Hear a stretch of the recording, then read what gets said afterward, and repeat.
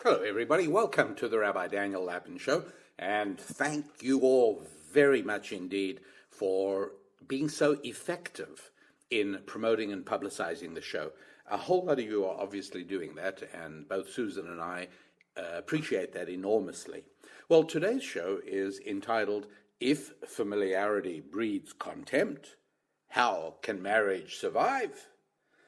And sure enough, it obviously is a real question, but on one level, I'm sure that many of you are identifying it as a bit of a straw man type of question.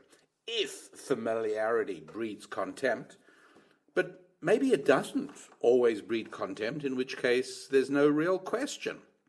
I mean, after all, we all know that every expression or idiom or proverb that means one thing is always matched by another idiom or expression or proverb that means exactly the opposite.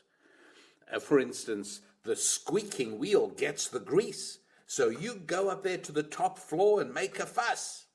But wait, silence is golden. Or, you really ought not to judge a book by its cover, right? But wait a second, clothes make the man. Or how about get a lot of people involved because many hands make light work. But on the other hand, too many cooks spoil the broth. Don't look a gift horse in the mouth.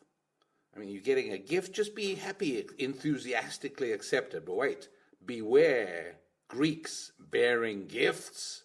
Some gifts come with a price that is too high to pay. Better to be safe than sorry. On the other hand, nothing ventured, nothing gained. Or something that they often tell people, you're never too old to learn. But what about you cannot teach an old dog new tricks? Never put off till tomorrow what you can do today, right? The warning against procrastination. Never put off till tomorrow what you can do today. But how about don't cross the bridge until you come to it? Right? Or absence makes the heart grow fonder. They tell the guy who's going to be parted from his girlfriend or fiance.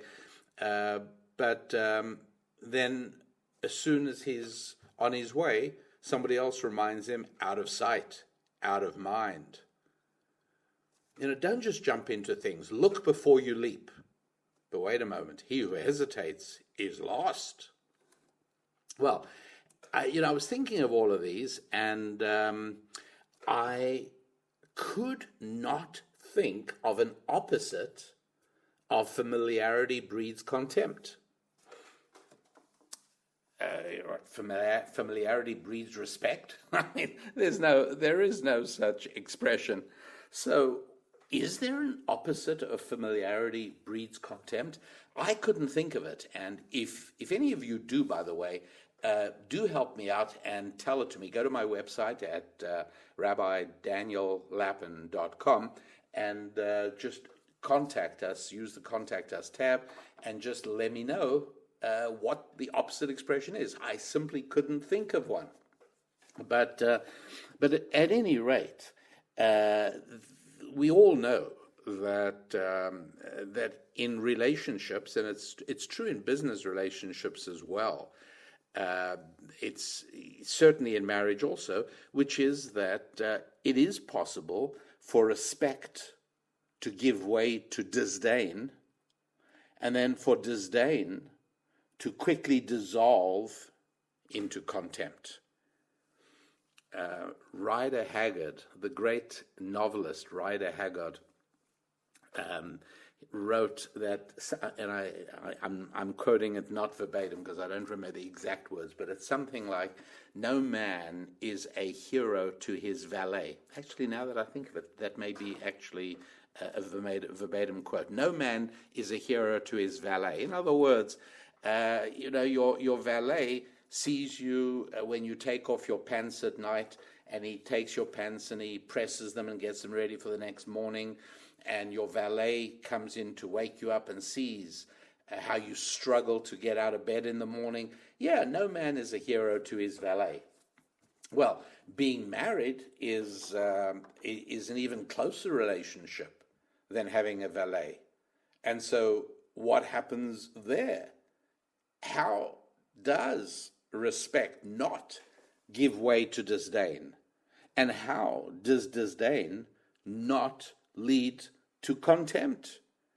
And if it does lead to contempt, it's very difficult to keep that marriage going. And very often in that situation, people keep it going simply out of inertia, because ending a marriage is traumatic and painful and expensive and horrible. So they just continue on, as Thoreau said, living lives of quiet desperation.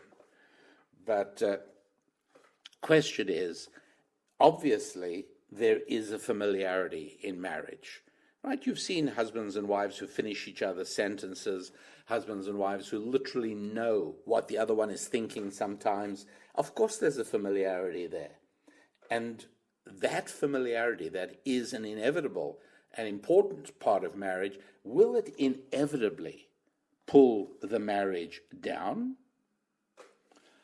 Well, we're going to have to take a closer look at this. Look, I could hardly be more familiar with anything than I am with my knee. Both of my knees, come to think of it. Now, I'd be the first to confess that my knees are somewhat knobbly. I would be the first to say that were I to walk around in short pants, very few people would be gazing in absolute astonishment at the beautiful sight of a pair of Lappin knees perambulating down the sidewalk. So I will admit my knees are nothing much to look at, but I like them. We've been together for a few years now, and we've taken care of each other, and they're good. I like my knees, but contempt for them? I could hardly be more familiar. I really, really am familiar with my knees. I know them front and back. But contempt for my knees? Of course not. Impossible. Because it's part of me. So there right away, we have one area in which a marriage is quite different from a business relationship and quite different from my valet, because my spouse is, in a certain sense, a part of me. We are one unit. And in the same way, I'm very unlikely to have contempt for my knees. I'm, of course, not going to have contempt for my spouse either. But at the same time, I was once a house guest. A number of years ago, I was a house guest of a couple. She could hardly have been a more refined and gentle woman, daughter of a distinguished rabbinic family, and she was just a wonderful woman. How this match ever came to be, I have no idea. I did discover afterwards that her family was not happy with the match, and it went ahead. Anyway, she was infatuated with the guy. Well, I saw pictures of him at his wedding, and then I know what he looked like when I knew him, and he had become huge and corpulent and gross. He had become vulgar, and I think this might have been the first. I was a fairly young guy. I was a single man at the time, and I think it might have been the very first time that I ever saw a husband make no effort to restrain his body from emitting rude noises in the presence of his wife. I think it was the first time I ever saw that, and I had no doubt then that she had developed contempt for him. I think he had reached the point that he was beyond feeling humiliated by not being able to live up to her. And it, of course, did not come as a huge shock when a few years later I heard that they had divorced. Sadly, they had children. It was It was just a sad story. But yeah, I understand contempt can be very real. I want to try and explain that in a little bit more detail as we move along in today's show. But as always, the website is rabbidaniellapin.com. You can make sure you receive Susan's musings every week. You can make sure you receive thought tools every week. By the way, the current thought tools up there, it's about baskets in the 5 books of Moses. It's really one of the most fascinating thought tools I've written, and I enjoy rereading it so much. It's such an important point. So do go ahead and read, if you haven't seen this thought tools, about why a certain specific word for basket is used in one place and one place only in the 5 books of Moses, and the practical lesson we can learn from that in building successful lives. All of that is on the website at rabbidaniellapin.com. And also, there is, for listeners of this show, there is a special price for all the paperback books. We've got 1, 2, 3, 4, 5, 6, 7 paperback books. One is called The Skeptic and the Rabbi. And look, the book's fascinating. I happen to be the rabbi in the title. It was written by a woman called Judy Gruen. Fascinating story of her journey into faith. Plus another 6 paperbacks, and I'll tell you more about them coming right up. But first of all, on with the show in just a moment. Back we go with the Rabbi Daniel Lapin Show. And let me tell you about a young man. This was while I was still serving my congregation in Los Angeles, California. And Susan and I set up a young man and a young woman, 2 single people, who were regular members of the congregation. And we did that all the time. We would start off with a serious conversation with each party. We also extracted a commitment from each one to go on a minimum of 4 dates before making a decision, yes or no, and 1 or 2 other requirements before we involved ourselves. And in this particular case, we were fairly optimistic. We'd had good conversations with both of them, and it looked very promising. Oddly enough, the woman came to talk to us soon after their second date, and she came because she wanted to be released from the commitment to go on 4 dates. And I didn't take really kindly to that because that was the deal. But when she explained what the problem was, I was very sympathetic. What she said to me was, she said, look, there's one thing, and she gave reasons for having to do with her background and how she grew up, but she said the one thing she's got 0 tolerance on is swearing and obscenity and vulgarities from a guy. And she said, I'm sorry, but from the beginning of the first date to the end of the second one, he'd constantly let slip things I really didn't want to hear. And he didn't even comment on them. He didn't apologize. They just came out.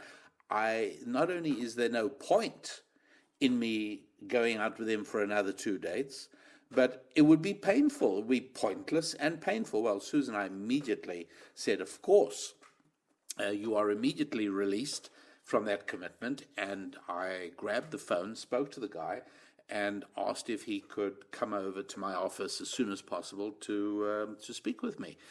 I asked him how did he think it was going, and he said, well, he really likes her, and he hopes that she feels the same. But he's looking forward to another 2 dates, and then they'll talk about it and see where they stand.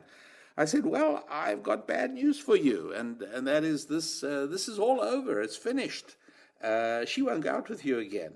He said, what are you talking about? You said 4 times. I said, yeah, we released her from that obligation. He said, why? What's wrong? I said, well, because of the way you behave. And I said, now, I have to tell you that what I'm about to say baffles me because you and I have known one another for a little over 2 years now. We've spent a fair amount of time together.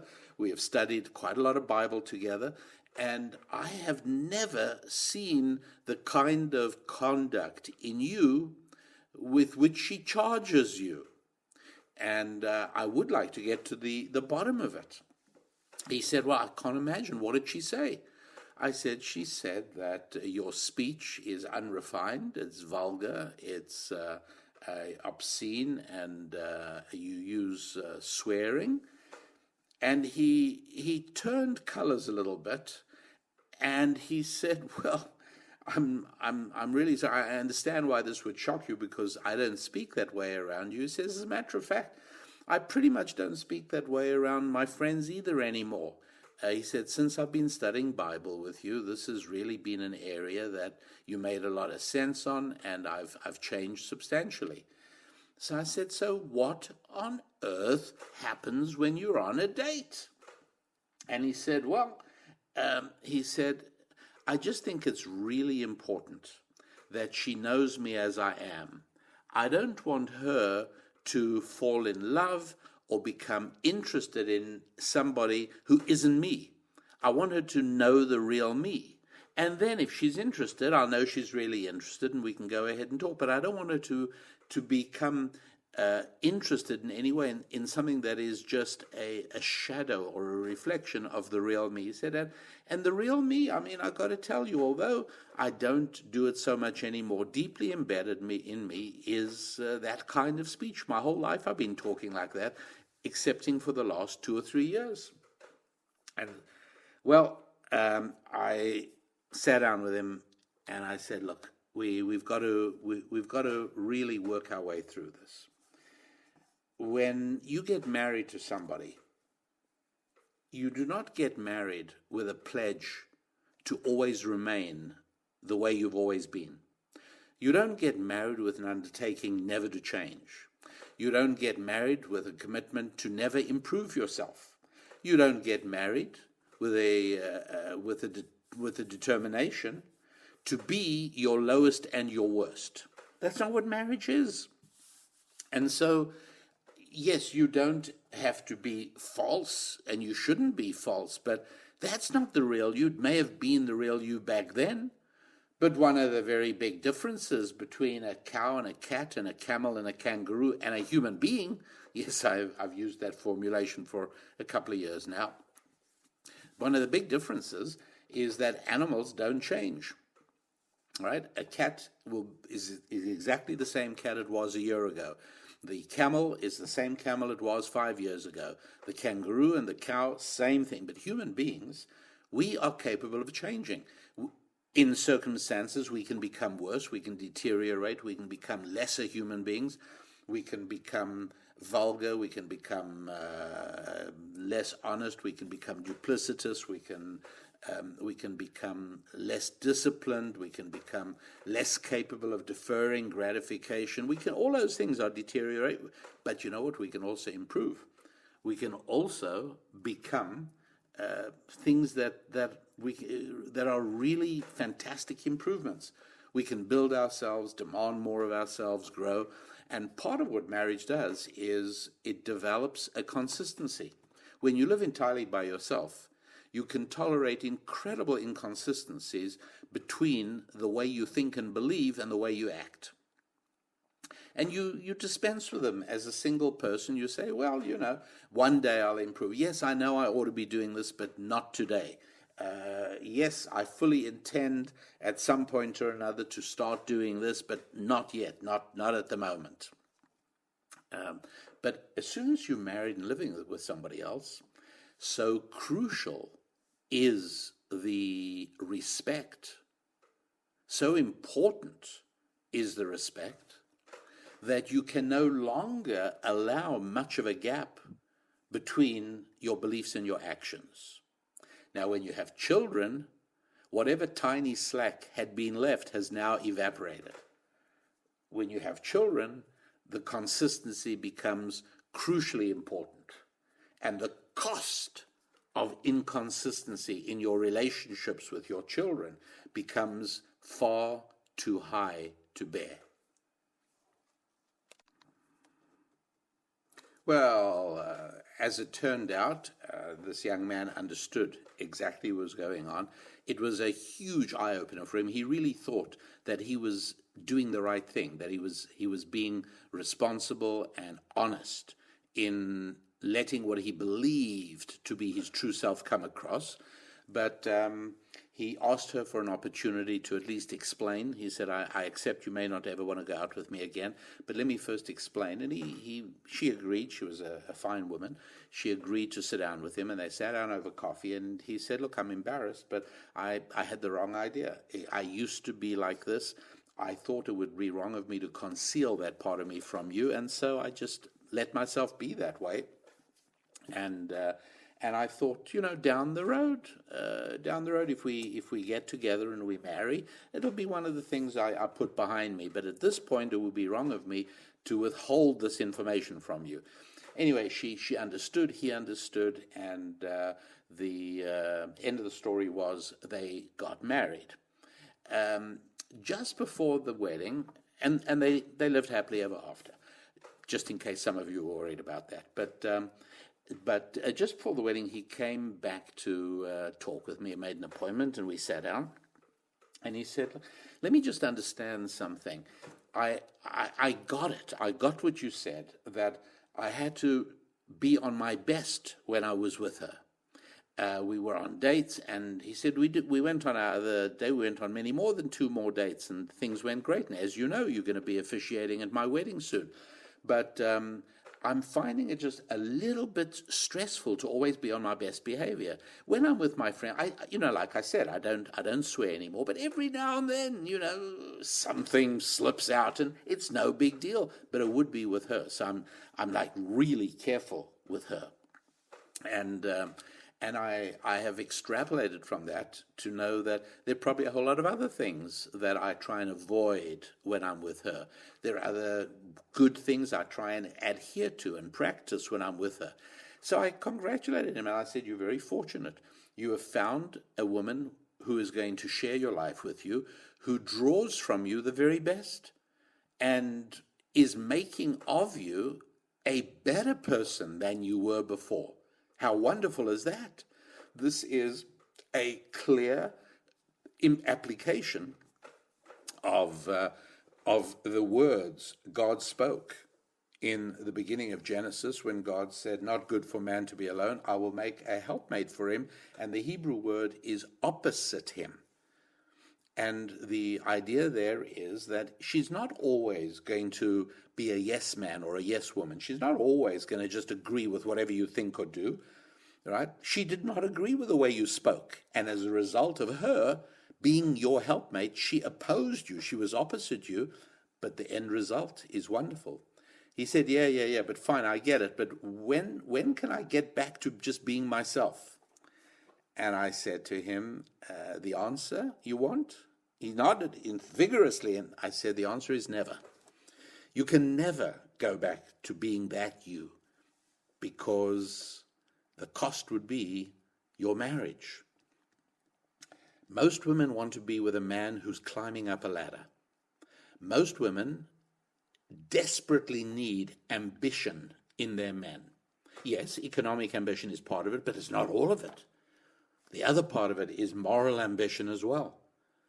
A man who is drawn to do the right thing, a man who is drawn to seek out goodness and justice, these are things that most women want to be part of. When they hitch their lives to a man, it's usually a man that they can look up to, a man they can respect, a man who's doing the right thing. So from now onwards, I said to him, for the rest of your life, your married life, you cannot lie in bed after your wife is getting up. You can never be second one up, because it is almost impossible for somebody who's jumping out of bed, ready to start the day, looking at his or her partner, still dozing or pressing the snooze bar half a dozen times, without a feeling of revulsion, without a small feeling of disrespect, maybe then disdain, and ultimately contempt. And so, yes, give thanks to God for bringing you a wife who is demanding more of you than you would ever demand of yourself. Not in any harsh way. She's not your sergeant major. She's not doing anything like that. But still, how wonderful is this? You get the idea. Does familiarity breed contempt? It can, but let me explain as we wrap up in the next segment. The website, rabbidaniellapin.com, as you all but the newest of audience members must surely know by now, rabbidaniellapin.com.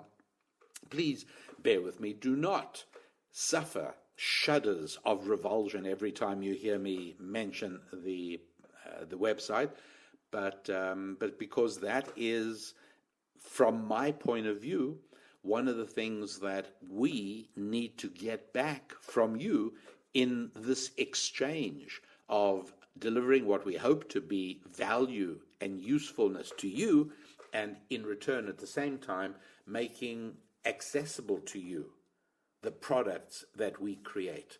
And so a big sale, everything in the paperback book range that we have published and produced, available now at just under $10 each, which is terrific. We've got The Skeptic and the Rabbi, which I've told you about. It's really quite terrific. A young woman's journey into faith from a Jewish and a west side of Los Angeles secular Jewish girl to a religious, Bible-believing and Orthodox practicing Jew. Quite a journey, and I was privileged to be just a little part of that. Another book at the same specially reduced price is Hands Off, This May Be Love. A third one is I Only Want to Get Married Once. And then there's 3 Thought Tool books, and then there is a collection of Ask the Rabbis. It's called Dear Rabbi and Susan. You can read about those all on the website at rabbidaniellapin.com. And surely you are going to find at least something there that can enhance your life. Okay, back with you for the final segment in just a moment. Okay, everybody, thank you for being part of the show. We're back for the final segment of today's show. And I have to tell you about some architectural developments which absolutely astounded me. And that was an open bathroom concept. I know who the architects are. There was a whole school of them that were pushing this revolutionary new idea that the bathroom in the master bedroom was basically not separated. And they spoke glowingly about couples' togetherness, and there should be no artificial barriers and no separation. And essentially what it meant was that there was no privacy at all, even for matters of private hygiene and grooming matters. No privacy, and they thought this was a great idea. Now, in all fairness, they're not the only ones who thought it was a great idea, because I have had couples consult with me, and one of the questions I ask, and they answer it, is that they use the bathroom with the door open, and that it's quite okay. They don't mind if their partner wanders in and wanders out. Now, look, as you know, I don't really care whether I sound retrogressive or the opposite of progressive. I don't really care if I sound old-fashioned because I am teaching a system of ancient Jewish wisdom which is rather old-fashioned. And I don't mean old-fashioned like from 20 years ago. I don't even mean old-fashioned from 200 years ago. But I'm talking old-fashioned from well over 2,000 years ago. And so I have absolutely no hesitation in telling you that contempt that comes from familiarity will come from too much familiarity, not just from familiarity itself. Familiarity in its purest sense is one of those wonderful things in marriage where you sometimes giggle quietly in sheer exhilaration at the knowledge that you know exactly where your spouse is going on a particular matter, either with your children or with friends or relatives or family or whatever it is. And you chuckle inwardly saying, we've really become familiar. We really know each other. That is true, and it's wonderful. And that doesn't need to produce contempt at all, not even disdain, no diminution of respect. But a familiarity which allows no privacy to each partner, particularly in the physical area, no privacy at all. Now there is a huge problem. And so if there are still, in these enlightened days, any people who think that marriage means no barriers at all and no privacy, well, think again, because you're hurting your marriage. I'll also tell you something else, which is, I'm sure, difficult to hear, but I'm going to tell it to you. And that is that in Jewish life, in Jewish married life, there is a system which is in place and has been in place for thousands of years that makes sure that the familiarity that comes from excess non-stop togetherness never happens. And what is this? Well, it's a system that, when I say it's been practiced for a long time, we have evidence that it was practiced in Masada. If you've been to the Holy Land, if you've been to Israel, you've seen the fortress, hilltop fortress of Masada, you will have seen a mikveh or a ritual bath there. And you will also find these in Shiloh. Again, we're talking about places that are well over 2,000 years old. Shiloh, well over 2,000, 3,000. And what are these for? Well, let me tell you. Here's the system practiced in Judaism, and I'm not necessarily promoting it at all, but I want you to know about it. And that is that during the wife's menstrual period and for a week after its conclusion, husbands and wives not only don't sleep together, they don't touch one another. There's no physical touch at all. And many people, upon learning of this, say, I couldn't live without touch. I need this show, this contact that speaks of connection and intimacy and the comfort of physical touch. I can't possibly do without it.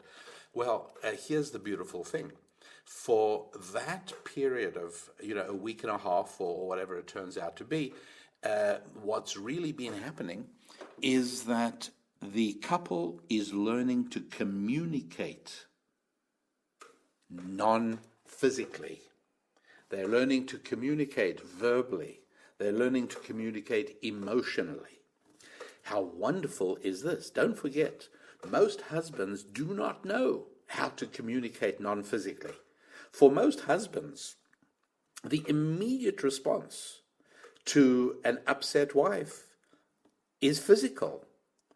For a husband today to be able to sit down and say, please come and sit with me on the couch, come sit with me at the table, let's just talk for a few minutes so I can really understand what's hurting you and what's upsetting you. That is something that every single month the husband has an opportunity to do, because the natural, instinctive, physical response is barred. It's not available. So it's an extraordinary system. And in addition to that, as you can imagine, when a husband and wife have not been able to touch one another for 10 days, 12 days, sometimes 13 days, can you imagine what an incandescent conflagration is ignited on the night they come together again? And that happens every single month. It is truly like a marriage night. It's like a bridal night every single month. And that turns out to be a huge obstacle to familiarity, a bulwark against the danger of over familiarity. wonderful thing. I know that that's obviously not practical for everybody, but to extend the idea of no physical contact, not just no actual intimacy, but not even any contact, at least during the time of the wife's period, maybe that's an idea. Maybe that's something that makes sense for many people. Certainly something to think about. It is definitely a help. And all of these things, remembering that, and particularly the husband, and this is more of a pressure on him to always make sure that he is coming across as his best, that he's not letting himself go, that he's not sliding down. And women as well. To some extent, there are aspects of that can be true for women also. It is very difficult for a man to feel over-familiar and disdain for a woman who makes herself look beautiful for him. That's an amazing thing. Right? A guy sees his wife dressing up, carefully doing her hair, doing her makeup, dressing beautifully, wearing the heels, all terrific. For what? Because she's going out. But when she's with him, she looks, obviously back to front. If anything, let her look any old how when she goes out, as long as she looks her very best with her husband, obviously. These are the ways in which we make certain that familiarity never breeds contempt, that familiarity is a positive, wonderful thing, but never that it develops its negative impact. Good things, very good things, can flow from the natural familiarity of marriage, as long as the safety bulwarks are in place, and as long as both parties, but particularly the guy, realize the necessity of keeping himself disciplined, focused, and upwardly mobile.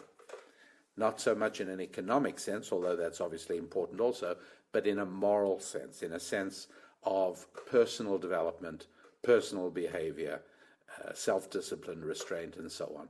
All of these things are incredibly helpful and bring about a thrill and an exhilaration in marriage as much in the 20th year as in the second year, as much as in the 30th year as in the third month. All of these things can flow naturally obviously with vigilance on the part of the husband and the wife. These things can flow naturally from this incredible divine blueprint of marriage given to God. Just remember to absolutely do not believe the Beatles song, "All You Need Is Love." You will notice that in this entire discussion on making certain that there are no destructive elements of familiarity, not once have I mentioned love. And I'm sure that some people listen to me lecturing on this topic, and they said, well, it wouldn't happen to us. We love one another. Okay. That simply is irrelevant. Absolutely irrelevant. Because this hinges on facts, not feelings. And facts are the things that we have control over. Feelings, that's something else entirely. To place the fate of my family and the durability of my marriage on somebody's feelings, on the fact that I love her and she loves me. And what happens one day when we wake up and we don't feel that love? It can happen, it does. And then what? So no, love has nothing to do with this conversation at all. Hope that you find it useful. Hope you're able to implement parts of it in positive and helpful ways. Thank you for being part of the show. The website, rabbidaniellapin.com. Go along and look at all our 7 paperback books on special sale for listeners of this show right now. Hands off, This May Be Love. A lot of that stuff touches on things we're speaking about here. I Only Want to Get Married Once, The Thought Tools, Volume 1, 2, and 3, Dear Rabbi and Susan, 100 great questions that we've been asked, and so much more. So, rabbidaniellapin.com it is, and you there, I'm here, got to say goodbye to you. So until the time we're together next week, a week of good health and prosperity for you, and I have to say goodbye. I'm your rabbi, Rabbi Daniel Lapin. God bless.